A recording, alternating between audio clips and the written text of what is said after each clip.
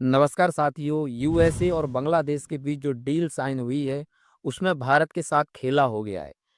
क्या-क्या बिंदु हैं जो भारत को नुकसान पहुंचा सकते हैं और किस प्रकार ये डील भारत को प्रभावित करेगी, हम एक-एक बिंदुओं को समझेंगे। सबसे पहले मैं बता दूं, बांग्लादेश और यूएसए के साथ जो डील साइन हुई है, उसमें शर्तों को देखेंगे तो लगभग भारत की तरह ही उसमें शर्तें रखी गई हैं। लेकिन बांग्लादेश को एक फ़ायदा ये है कि भारत पर जहाँ 18% टैरिफ है, वहीं बांग्लादेश के साथ 0% टैरिफ यूएसए ने साइन किया है। तो ये एक बहुत बड़ी चुनौती है कि बांग्लादेश हमसे अच्छे डील साइन करने में सफल हुआ है। दूसरा सबसे बड़ा इम्पैक्ट ये पड़ेगा कि चूँकि टेक्सटाइल इंडस्ट्री यानी कपड़ा उद्योग में बांग्लादेश हमेशा भारत को चुनौती दे रहा था, और यानी एक छोटा-सा देश हमसे ज़्यादा टेक्सटाइल इंडस्ट्री में इम्पोर्ट कर रहा था। और चूँकि इस डील को साइन होने के बाद हमारा जो गैप है, यानी बांग्लादेश जो हमसे आगे था, वो और ज़्यादा आगे होता चला जाएगा, तो इसका भी प्रभाव पड़ेगा। तो मैं एक-एक बिंदुओं को आपको समझाता हूँ। सबसे पहला बिंदु ये है, चूँकि बांग्लादेश में अब जो टेक्सटाइल इंडस्ट्री है उसमें 0% टैरिफ लगेगा।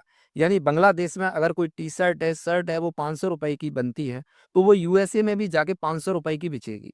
वहीं भारत में यदि कोई टी-शर्ट ₹500 की बनती है, निर्माण होता है, तो वो यूएसए में जाके 18% टैरिफ के साथ ₹590 की बिकेगी।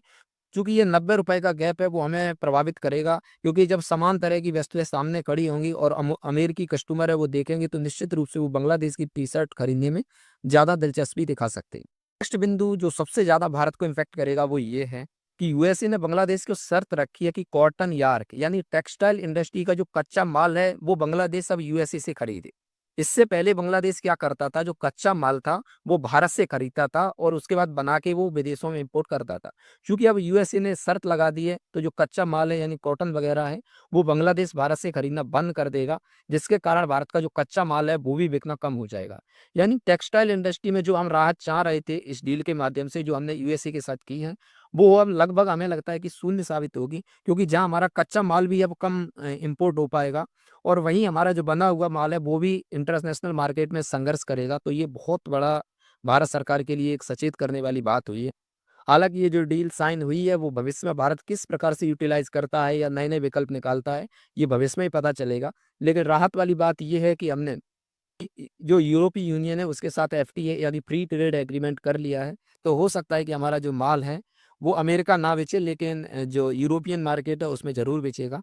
लेकिन ओवरऑल इस पूरी डील को देखते हुए ये लगता है कि भारत का जो डील है वो बांग्लादेश की अपेक्षा कहीं कमज़ोर साबित हुई। आपका क्या कहना है इस डील के बारे में? एक बार हमें कमेंट बॉक्स में ज़रूर बताइएगा दोस्तों। तो बहुत-बहुत धन्यवाद दोस्तों। जय हिंद, जय भारत।